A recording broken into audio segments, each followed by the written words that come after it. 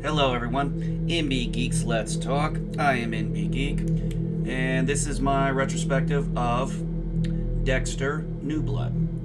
So Dexter New Blood takes place 10 years after the season finale of the original Dexter series. Dexter has changed his name to Jim Lindsay. He's now living in a small town in New York called Iron Lake, and he works at a fish and game. And has basically sets himself up with a routine over the last 10 years to channel his dark passenger, as he calls it. We find out that Dexter is dating Angela Bishop, the chief of police there. So chances are, why is he doing that? Probably because he more or less wants to stay in the action of things, and probably just in case something comes up he might need to know about, in case he's got a bolt. Well, things are going pretty well for him. He's got a good life. Chief Bishop has a daughter, Audrey. She goes to high school.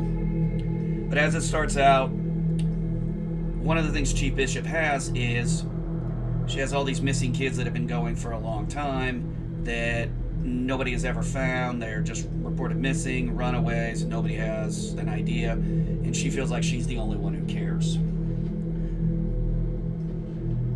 Story progresses as we get to a point we find out somebody is following Dexter, which it turns out to be Harrison Morgan, his son. Initially, he doesn't want to be around his son because he doesn't believe that it's good for him because of his dark passenger.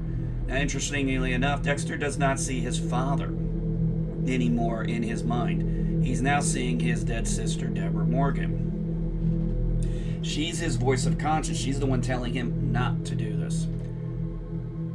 Everything kind of comes to a head when you have this obnoxious son of Kirk Caldwell, played by Clancy Brown. So what ends up happening with him, he buys a gun, goes out with a rifle. Dexter's out on his routine. There is a white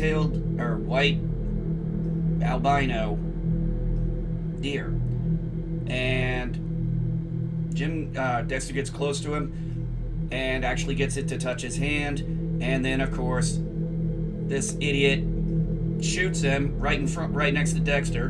Dexter loses it, smashes him upside the head, decides he's going to go back to his old ways when we hear the term, "It's been a long time." Now this kid is not innocent. It turns out Dexter had found out prior that this kid intentionally rammed a boat that murdered 5 people and basically got away with it. So Dexter kills him, chops up the body, and goes to see his son. Things come to a head as Kirk Caldwell, Clancy Brown's character, wants to have a search for him. So Dexter spends time trying to get rid of the body. Long story short, he eventually gets rid of it, but an interesting thing happens. Kurt admits that he's talked to his son on the phone, which is impossible. And we come to find out Caldwell knows more than he realizes. Angela starts putting pieces together, and she eventually finds out that Jim Lindsay is actually Dexter Morgan. She confronts him on it. He talks about why he did it. About the death of his sister, of course, not going into too many details. We come to eventually find out Kirk Caldwell is a serial killer who's been killing women for the past 17 years and has been keeping their bodies as trophies. Another thing, Kirk Caldwell actually realizes Dexter's the one who killed his son. And there's a bit of a back and forth there because it kind of goes back to almost with the ice truck killer from season 1, where it's like he knows who Dexter is and wants to play. And of course, Dexter can't resist, so there's back and forth between them, neither admitting what they've done, but both knowing what's happened. Eventually, as time goes, Dexter is bonding with his son, but he's noticing his son's dark passenger is also there. So he's trying to help his son with it. He eventually tells his son the truth, that he is a serial killer, that he did kill the Trinity killer because of what he did to his mom. And initially, Harrison seems to be on board with this. Harrison has no issues with taking out Kirk Caldwell, which, spoiler alert, Kirk Caldwell burns down Dexter's house thinking they're there when they're actually at his trophy area. They get the upper hand on Caldwell as he's trying to leave, knowing he's got exposed. They kill him. And it's looking pretty good until the Chief Bishop gets this note in the mail saying, Jim Lindsay killed Caldwell's son. And what we turn to find out is his son had titanium plates put in his leg, and they don't melt. So obviously Kirk Caldwell figured out where his son was where Jim had stashed the body, found those, and left one at Dexter's house. So now she thinks he's the killer. And now she firmly believes he is the Bay Harbor Butcher, which that's a B-plot story. I'm not going to get into it. But basically, everything now comes to a head. Dexter's arrested.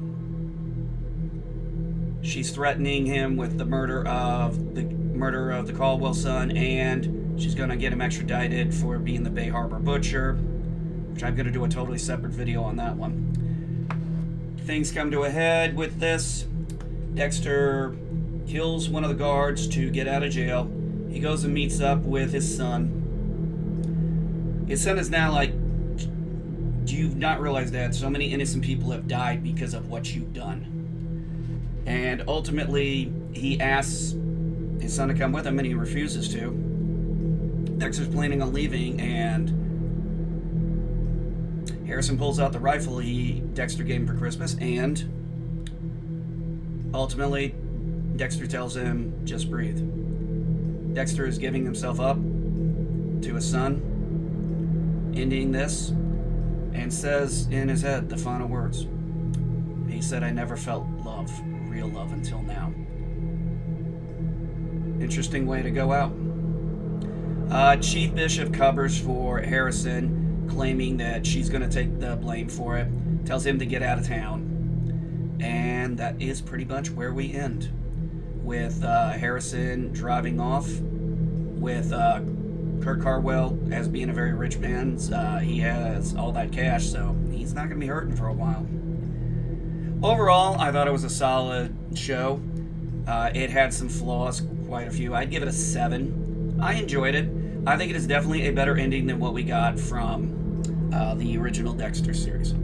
And folks, that is my review on Dexter New Blood, with spoilers, in about 8 minutes.